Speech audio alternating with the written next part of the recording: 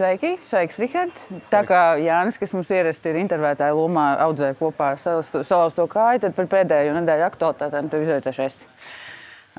Tad varbūt sākam ar aktuālajām ziņām un pēc tam par to, kas noticis Eiropas parlamentā. Pēdējās nedēļās Krievija diezgan daudz ir pārkāpusi mūsu gaisa telpu. Un gan ar droniem, gan ar iznīcinātājiem. Kā mums būtu jārēģē uz Krievijas īstenotajiem gaisa telpas pārkāpumiem? Kā mums, jautājums kā Eiropas Savienībai, kā NATO, mums ir pieņemts līdz šim atturēšanas politikas, tādā veidā potenciālu agresoru pat neuzdrošināties, visi šie te paziņojumi ne centimetru, neielaidīsim pretinieku vai jebkādus objektus, tad mēs redzam, ka tas īsti dzīvē nav tā provokācija, hibrīda apdraudējums. Tas ir tas vārds, ko lieto politiķi, man tā liekas, mēģinot notušēt to nopietnību, kas ir šie apdraudējumi, jo tie jau nebija tikai kaut kādi novērošanas droni vai civilie droni, tie bija kaujas droni, Polijā pat bija 19. Ne visus izdevās arī pārtvert, to atzīst arī Polijas aizsardzības struktūras. Un, tagad ir paziņojums, būvēsim dronu sienu. Tas arī var radīt tādu iluzoru priekšstatu iedzīvotājiem, ka tagad būs kaut kā tāda fiziska siena, ka neviens drons nelidos. Skaidrs, ka tas nozīmē tehnoloģiju strauju attīstību, un manā skatījumā tām tehnoloģijām mums nav nekur, velospēds no jauna jāizdomā. Ukrainai ir spējas, ir zināšanas, un drona tehnoloģija mēs arī redzam, viņi nav tā, ka mēs izveidojām kaut ko, tad tagad 3-4 gadus tā būs vadošā tehnoloģija. Viņi praktiski kaujas laukā Austrum Ukrainā frontē, tiek mainīta ik pa 4-6 nedēļām, uzlabota, pilnveidota, un to pašu jau dara arī pretinieks.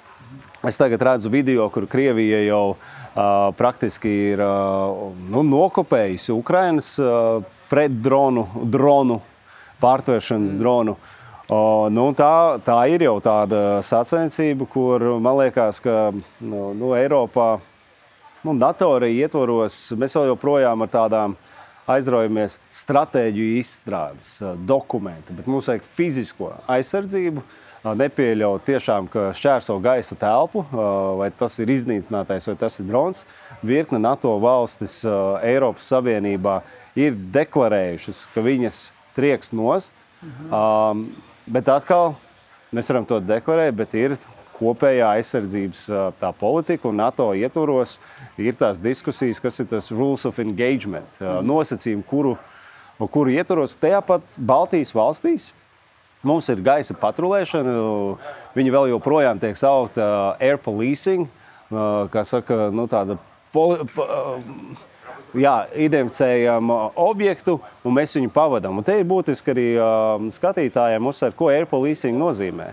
Īstenībā neviens no NATO iznīcinātājiem nav, kā viņi var nosaukt, hot weapons ir tāds apzīmējums.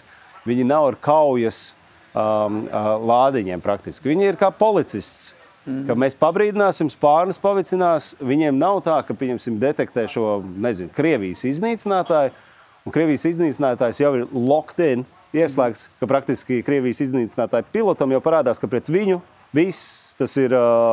Viņu nošaus, tā kā praktiski pret viņu ir mērķēts raķetes. Šeit pagaidām vēl joprojām ir, pārtvaram, eskortējam atpakaļ. Un es domāju, šeit ir diezgan jāpārskat šie lēmumi. Bet nemaz fiziski nevar notriekt? Vai...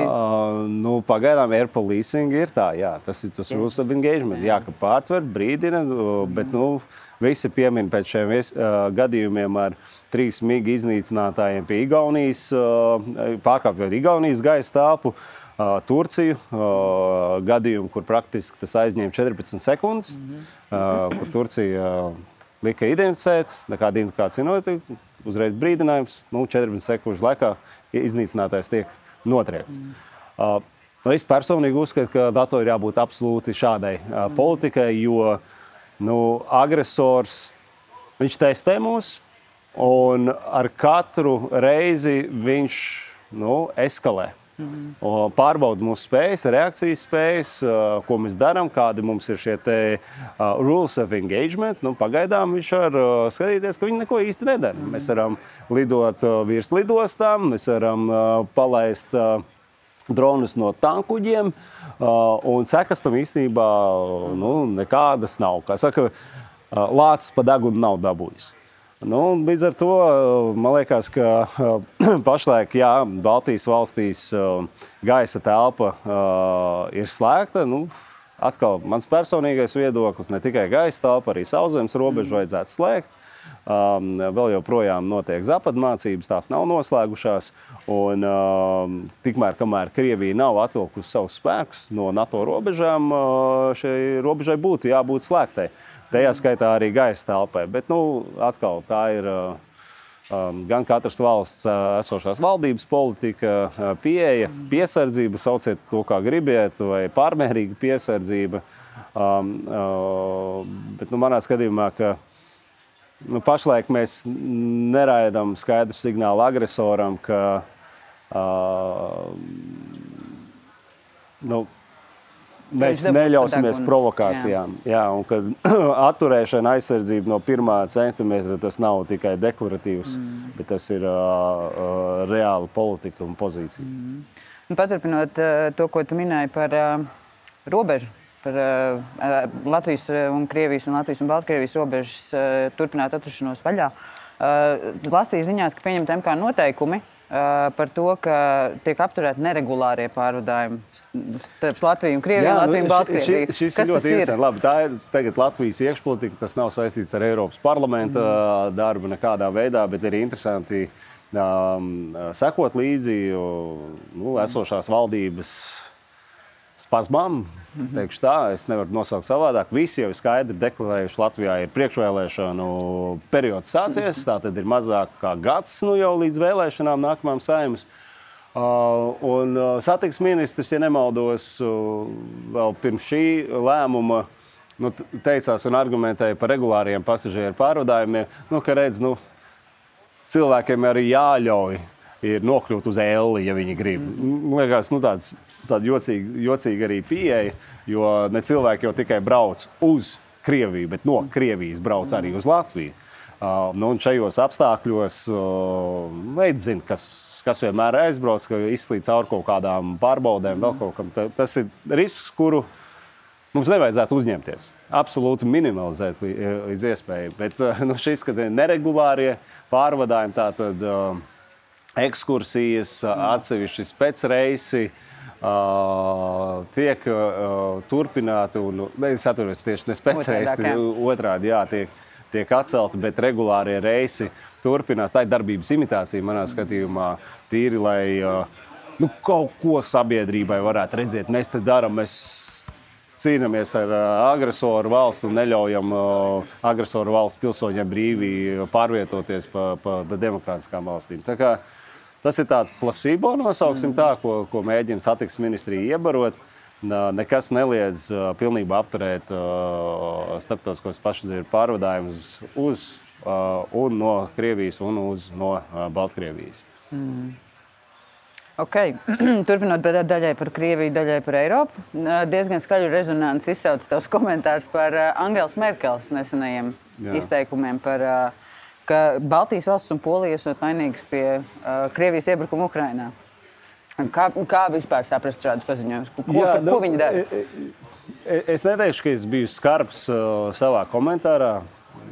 Es domāju, es skatījos no tās reāla politikas, ko ņemot vērā Angelas Merkeles to līderību Eiropā vismaz pēdējās 10 gadus laikā. Un kas šajā 10 gadus laikā ir noticis tieši atkarības veicināšanā no Krievijas, vai tie būtu energoresursi, gāzes trūbu būvēšana.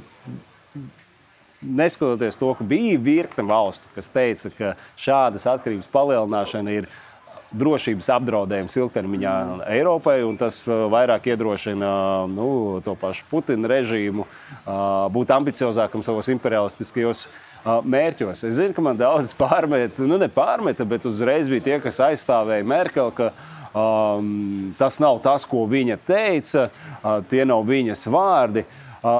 Ziniet, konteksts, kā tā diskusija bija, un cilvēki, kas ir pieredzējuši Merkeles politiku, un es esmu pieredzējis, es Saimā kopš 2014. gada, kad Merkele vēl pie varas ar visām migrācijas politikām, ar citiem jautājumiem, viņa bija ar rozā brillēm, un es nezinu, apzināti, neapzināti attiecībā uz Putinu. Un atgādināšu arī skatītājiem, tieši Merkele bija tā, kas 2008. gadā Bukarestas samitā pateica stingru nē NATO paplašināšanai, un kas no tā rezultējās? Viņi teica stingru nē, bet toreiz vismaz sanāca to, ka mēs iedodam perspektīvu Gruzijai un Ukrainai kaut kad nākotnē. Ceļa kārti, ja? Ceļa kārti nebija, bet tas bija tāds, ka mēs nepasakam nē. Merkele arī publiski teica, ka tas ir neprāts un nedarbosies un nebūs. Tad sekoja Gruzijas teritorija okupācija, 20% ir okupēti. Tad sekoja Krimas okupācija. Tad sekoja Minskas vienošanās, Minska 1, Minska 2. Tad tagad beigās 21. gads un Merkele atskatās, ka pati pasaka, ka Minska nedarbojās. Un es kāpēc? Viņa vadīja to formātu un nedarbojās. Skaidri nesaprotot, ka arī tas Minska 1, Minska 2 izgāšanās nav tādēļ, ka nestrādāja diplomātija. Vienkārši Krievijai nospļauties uz šādiem kodiem mieru procesiem. Viņu ambīcija pilnīgi cita, pilnības Ukrainas sagrāve, okupācija.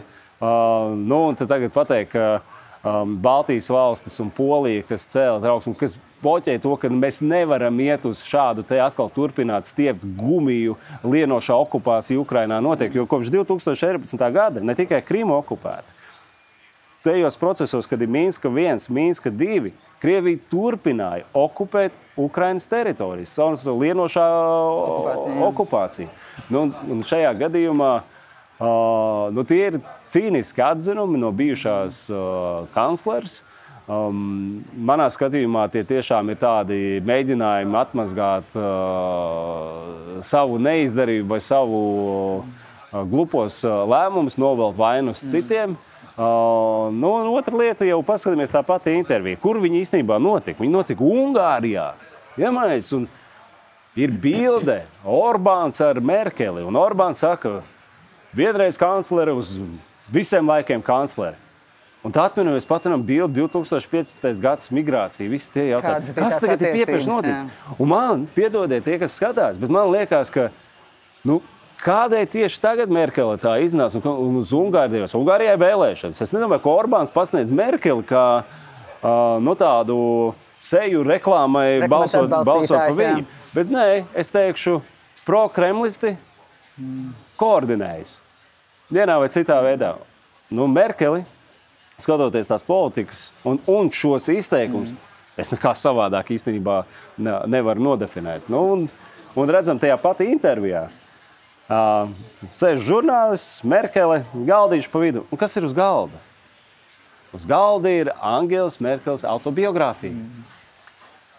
Pieļauju savus, negribu to teikt vārdu, tas stulbumu pēc, bet ar mērķi popularizēt savu grāmatu, kur droši ļoti veiksmīgi netiek pārdota, metienu nav, vajag skaļu paziņojumu, absurdu paziņojumu. Lieliski, kurš tagad šo narratīvu izplata ļoti lielos apjomos? Krievijas propaganda. Tā arī Peskals. Par visu karu vainojiet Baltiju un Poliju. Jā, Kremlis ir paziņojis, ka Merkelē pilnīgi taisnība, un mēs esam aptrakuši visi un ķilniekos turam Eiropas Savienību. Tad labi, tad ejam pie darba Eiropas parlamentā. Un par nozīmīgiem failiem, jeb regulējumiem, likumprojektiem. Pat Strasbūrā tika paziņots mandāts mini omnibusam aizsardzības. Varbūt skatītāji, kas iepriekš skatījušies, noteikti būs dzirdējuši par aizsardzības mini-omnibusu, bet varbūt atšifrē vispirms, kas ir mini-omnibusu aizsardzības, un pēc tam atšifrē, kas ir trilogi un ko tas nozīmē. Jā, paldies tiem, kas seko līdz maniem iknedēļas atskatiem. Jā, ir noslēdzies diezgan intensīvs tāds process ļoti īsa laika periodā. Kādēļ īsti? Tādēļ, ka termiņi ir spiedoši. Un mini-omnibus aizsardzības jomā man droši vien skatītājiem jāatgādina, ka omnibus tīri, kā saka, ausu dzidrībai, tas nav nekas saistīts ar pasažieru pārvadājumiem.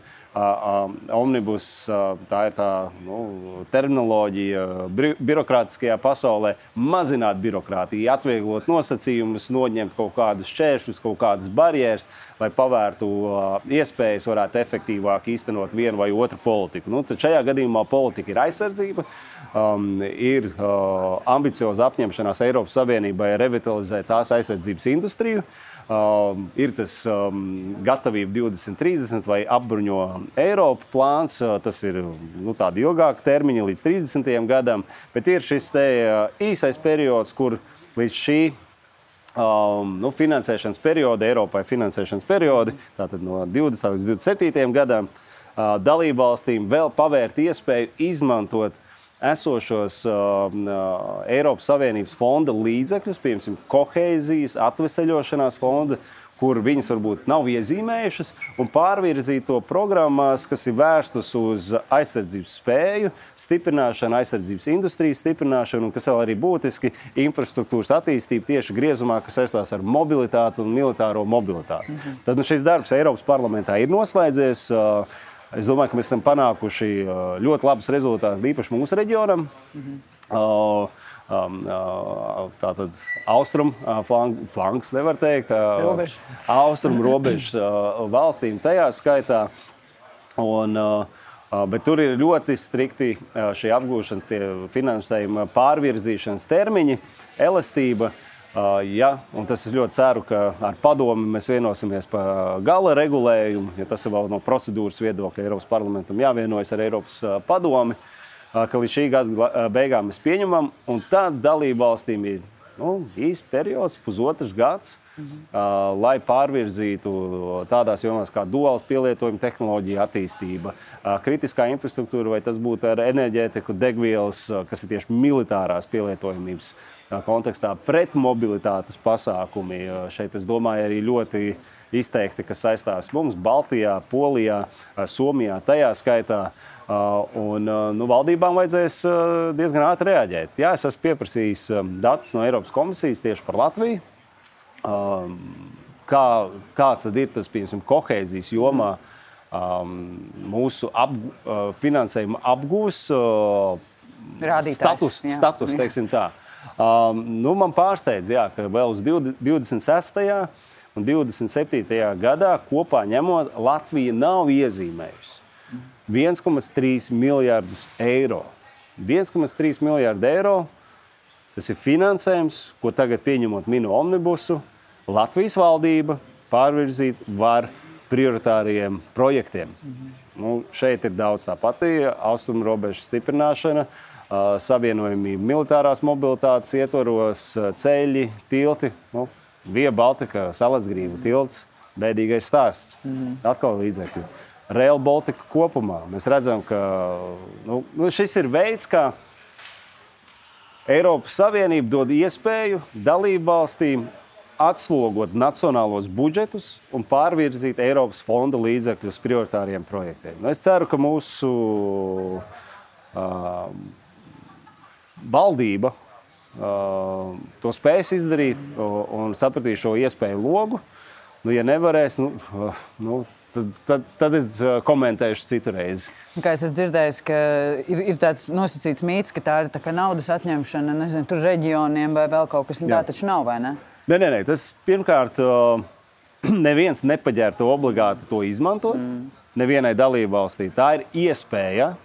Valstis, kuras ir, diezgan mērķiecīgi investējuši savā aizsardzībā, aizņemoties starptautisku līdzekļus. Kā Latvija. Izpildot NATO finansiālās saistības tajā skaitā. kur iepratim, pieņemsim, Dienvidvalsts ļoti iepaliek šajos aspektos, ir šo finansējumu pārvirzīt. Tas nav atņemt lielākiem. Tā nav, tu nevar nosaukt par atņemšanu, jo, kā es minēju, Latvija nav iezīmējusi 1,3 miljardi. Tad 1,3 miljardi, viņi stāv. Viņi šeit ir, tātad tas nav kaut kam atņemts vai kaut kam iedots apsolīts, ka reku būs iespēja.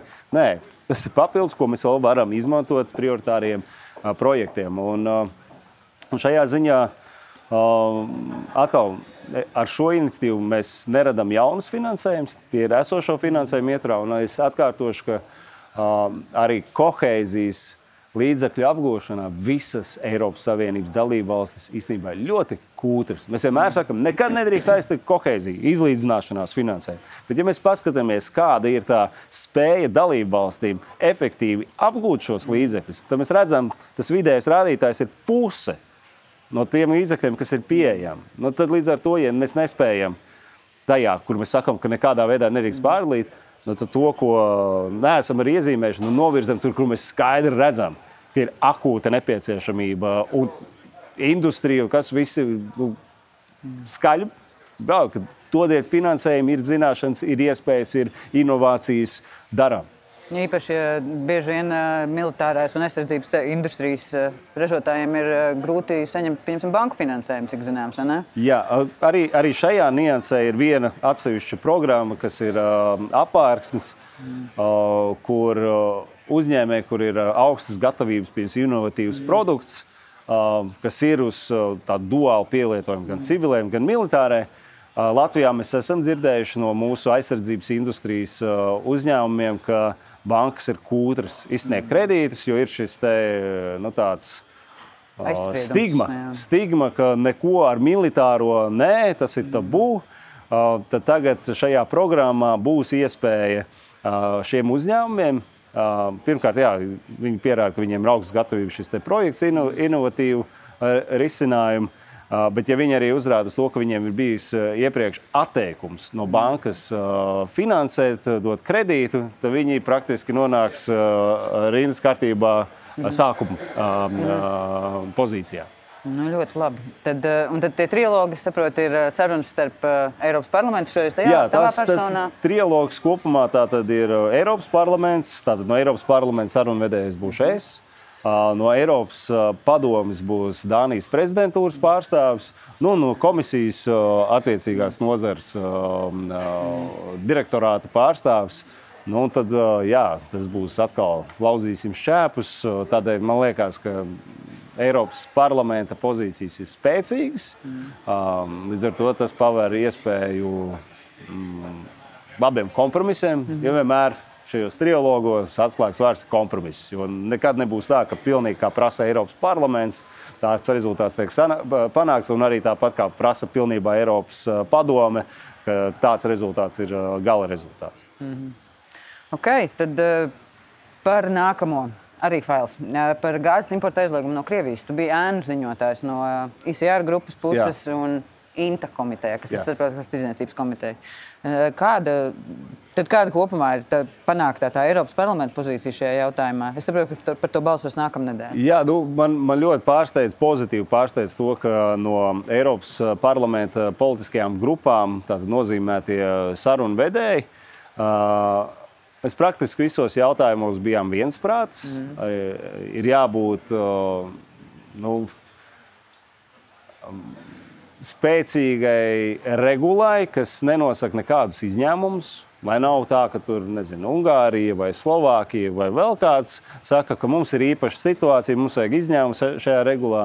Arī bija vienprātība uz to, ka mums vajag termiņus par šīs gāzes un naftas atteikšanos saīsināt, jo komisijas oriģinālais piedāvājums ir sākot ar 2028. gadu, mēs to paģēram 2027. gadu, ar 2026. gadu 1. janvāri jau visi īstermiņa līgumi, viss vairs nevar būt Krievijas gāze un nafta, kas attiecās uz ilgtermiņu, tad mēs uzstājam to, ka tam jābūt ir 27. gada 1. janvāri.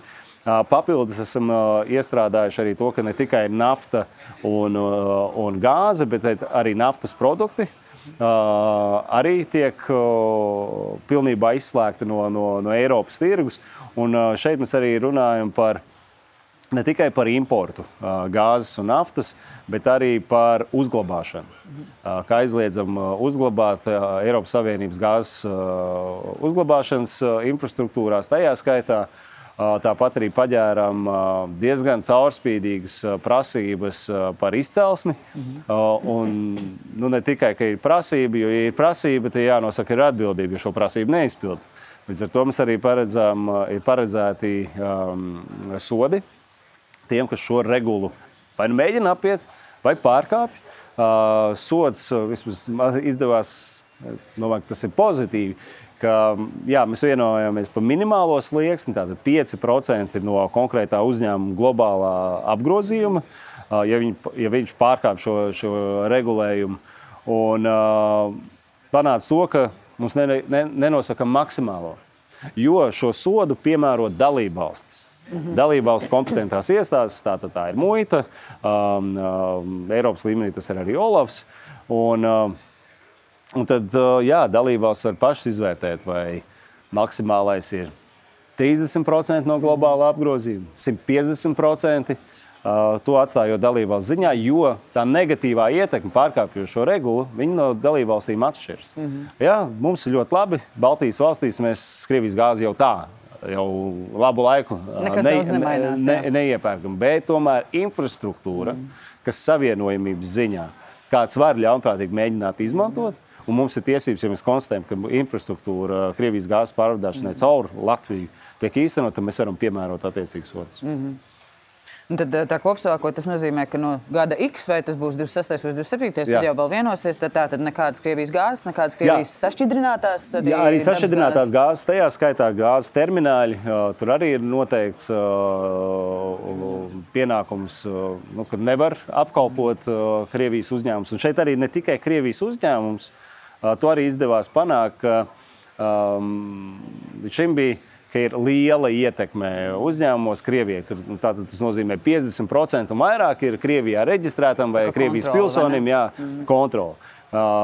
Pēc mana priekšlikuma vismaz Eiropas parlamenta pozīcija būs, ka mēs nosakam īpaši liela, ne īpaši liela, bet kā viņi nodefinē? Nozīmīgi ietekme. Tas nozīmē 20% un vairāk. Un kādēļ šis ir būtiski? Skaidrs, ka Krievija mēģinās meklēt caurumus regulējumā vai šo procentu nosacījumu, ka pārdalīs daļas vai vēl kaut ko offshoros noliks čaulus kaut kādās kompānijās. Arī tur, ja 20% un vairāk piederēs Krievijas reģistrētam uzņēmumam vai individam, attiecīgi viss tas ir praktiski pārkāpums. Un būtiski ir, ka šis regulējums, šīs nav sankcijas. Tā ir tirdzniecības politika, un kas ir labi, un tā ir tā labā ziņa, ka šis ir pastāvīgs regulējums, kas nav saistīts ar sankciju politiku. Jo sankcijas Eiropas Savienībā ik pa 6 mēnešiem ir jālem par to pagarināšanu, izbeigšanu, papildināšanu. Vai tā? Regulējums šeit viņš ir konstants regulējums, kas neatkarīgi no tā, kāda ir situācija frontē vai kāds ir kara iznākums, viss Eiropas Savienība atsakās no Krievijas gāzes un naftas. Un kā tu raksturot, labi, saprotams, ka pieņemsim Baltijas pozīcijas, kādas ir vai Polijas un tuvo pierobežas valsts, bet kā tu raksturot Eiropas parlamentā, kādas bija, pieņemsim, no Rietuma Eiropas deputātiem, kādas tas pozīcijas bija patīkami pārsteidza vai... Tas, ko es minēju, ka bija labi, ka es nejūtu mēģinājums torpedēt. Bija nosacīti tādi, kas ir uz juridisko, var teikt, kāzus risināšanu jautājumi, leģitīmi jautājumi, bet arī tie tika atspēkot un izpratnē deputātu vidū bija, ka tas pats nekādus izņēmumus neveikt. Bija mēģinājumi ieviest bubuli, šajā gadījumā Eiropas tiesu, ka pastāv ļoti augsti riski, ka būs smagas tiesvedības. Skaidrs, ka viņas tiesvedības būs. Krievija absolūti mēģinās tieši caur šiem veidiem torpedēt šo regulējumu, bet tie argumenti, kas nāk, neiztur kritiku. Kā pieņemsim Beļģiju, lielais uzņēmums Zeebrugge, kas ir lielākais sašķidrinātās gāzes termināls, apkalpošais termināls Eiropā. Viņi teicās, ka tiesiskā paļāvība, ka viņiem ir ilgtermiņa līgumi noslēguši ar Krievijas uzņēmumu Novatek līdz 38. gadam par saucamo to apjoma garantēšanu šim uzņēmumam tajā Zeebrugge terminālī. Un tad tagad praktiski tas paver iespēju viņus tātad tiesā iesūdzēt tiesiskā paļāvība, bet skaidrs, ka šis nav politisks lēmums, šī ir regulējums, un Eiropas tiesa, vismaz izpētot, kādos gadījumos var regulu pilnībā atcelt. Tur ir 4 varianti, es visus nenosaukšu laika taupības ietvaros, bet ir skaidrs, ka arī mūsu iekšējo diskusiju laikā neviens no šiem 4 potenciāliem parametriem neiekrīt šī regulējuma tvēruma vai izstrādes ietvarā. Okay. Labi, tad vēlēsim veiksmi tālāk trilogos sarunās ar padomu. Un tad noslēdzot, šajā Strasbūras sesijā bija balsojums atkal, 2 veseli, par neuzticības izteikšanu Eiropas komisijas prezidentei von der Leyenai. Jā. Tu balsoji pret? Jā. Pastāstīsi, kāpēc? Jā, es zinu, absolūti. Von der Leyena man nesempatizēja kā politiķis. Tas arī atspoguļojas manā balsojumā pirms gada, apstiprinot viņu Eiropas komisijas prezidents amatā, pirms vēl Eiropas komisāra koledža, tātad komisāri tika izvēlēti un apstiprināti. Un šajā balsojumā es vispār atturējos. Atturējos tādēļ, ka es neatbalstu, viņi centās dažādās redzējumus un politikas, bet tajā pat laikā tas atturēšanās balsojums ir tāds, kāds veidosies tas koledžas sastāvs. Beigās es pa koledžas sastāvu balsoju par, jo tomēr, ja mēs paskatāmies no mūsu reģiona skatu punkta, mums ir spēcīgi komisāri ar spēcīgiem portfeļiem. Un te noliekam malā personālijas, bet skatāmies tieši no valstis, kas vada konkrētus failus. Aizsardzības joma, atbildīgs Lietuvas komisārs Kubiļus. Atkal neiesim patīk vai nepatīk Valdis Dombrovskis. Negribu šo diskusiju attīstīt, bet viņš attiecīgi ir dabūjis arī būtisku failu, kas parādās arī Eiropas pilsoņu aptaujās kā svarīgs mazināt birokrātiju. Atvieglot uzņēmējiem darbību, vienkāršot nosacījumus. Tātad viņš ir atbildīgs par ekonomiskiem jautājumiem, ekonomisko konkurētspēju, tajā skaitā Eiropas Savienībai. Trešais no Igaunijas, Kāja Kalas, atkal neiesim diskusijās, patīk viņai, nepatīk personāli, bet viņa ir viceprezidente. Viņa tagad ir stājusies vietā Borelam, praktiski augstais pārstāvs ārlietās, kurš, ja mēs paskatāmies Eiropas Savienības tādu modernu vēsturi, ir dominēts no dienvidu dalību valstu puses. Vai tā ir vienmēr bijis Itālijas pārstāvs vai Spānijas pārstāvs, un līdz ar to tagad beidzot ir arī no ziemeļiem, austrumu Eiropas pārstāvs, augstais pārstāvs ārlietās, kas arī tajā pat laikā viceprezidents, tieši spēcīgi portfeļi. Un tad tagad arī balsojums ir.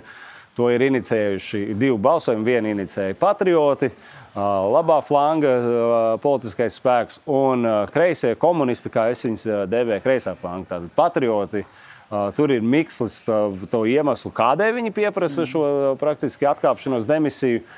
Galvenais ir Pfizer skandāls, vakcīna, tur kaut kas arī pa klimatu ir iekšā un kas tik vēl ne.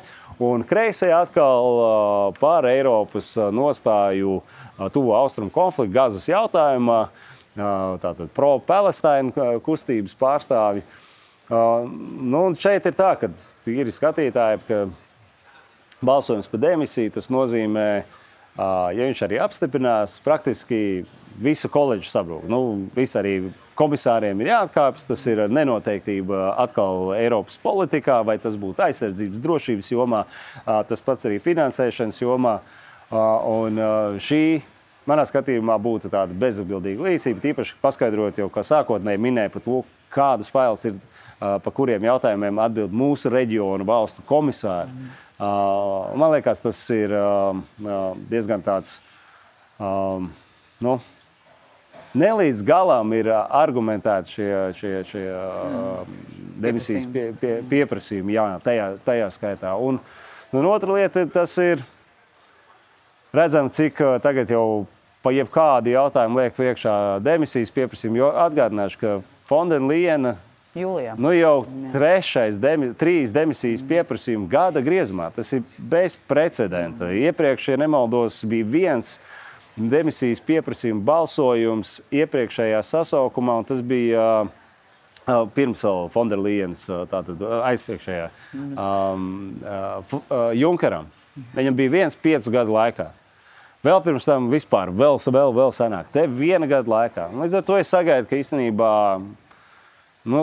nonivelēts būs īstenībā šis tāds diezgan svars, ar ko Eiropas parlaments varētu ietekmēt komisiju, ka praktiski katru mēnesi mēs balsīsim par demisijas pieprasījumu, tas jau kļūst par tādu, farsu. Jā, es tieši vēlējos jautāt, vai tas ir efektīvs instruments vispār tādās politiskajās diskusijās, vai tā ir tāda, tā politiskā pozicionēšana no tām abām noscīt galējām grupām. Efektīvi ir. Šeit ir jāskatās, mēs skatāmies arī no ne tikai Latvijas delegācijas puse, no Baltijas reģiona valstīm, bet mēs skatāmies kā ICR grupa kopumā.